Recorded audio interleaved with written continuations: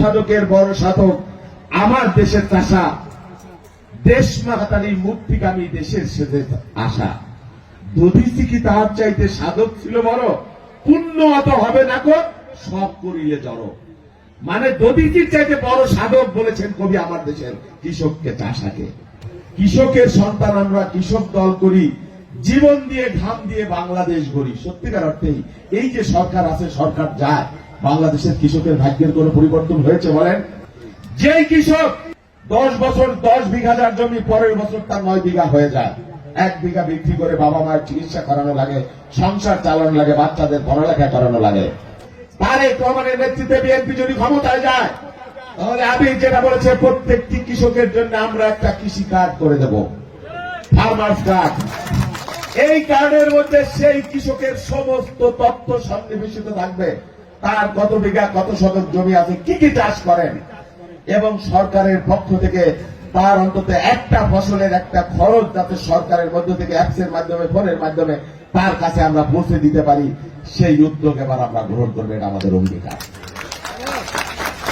যে কোনো কারণে কোনো কৃষকের কোনো ফসল যদি অতিবৃষ্টি, অনাবৃষ্টি, মহামারী, পোকামাকড়ের কারণে, পাহাড়ি ঢলের কারণে কোনো কৃষকের কোনো ফসল যদি নষ্ট হয়ে যায়, সেই কৃষক যাতে সর্বসান্ত্বনা হয়ে যায়, সেই জন্য রাষ্ট্রের পক্ষ থেকে তাকে সরকারি ক্ষতিপূরণ প্রণোদনা দেওয়া হবে। প্রত্যেকটা পরিবারের নারী যিনি প্রধান, তার নামে একটা ফ্যামিলি কার্ড করে দেব। এই ফ্যামিলি কার্ডের মাধ্যমে তার কাছে মোবাইলের মাধ্যমে প্রত্যেক মাসে অন্তত একটা তার পরিবারের খরচের টাকা এই নারী প্রধানের কাছে আমরা পৌঁছে দেব। স্বৈরাচার শেখ হাসিনাকে রক্ত দিয়ে আমরা উৎখাত করেছি, জীবন বাজি রেখে উৎখাত করেছি। আমরা নির্বাচন আদায় করতে জানি, ফেব্রুয়ারিতে আমরা নির্বাচন আদায় করব, প্রয়োজনে আমরা লড়াই করবো মুক্তি দিয়ে। আপনারা থাকবেন, সচেতন থাকবেন, ইনশাল্লাহ ফেব্রুয়ারিতে নির্বাচন হবে, হতে হবে, দিতে হবে, না হলে কারো রক্ষা নাই। বক্তব্য পরিষ্কার।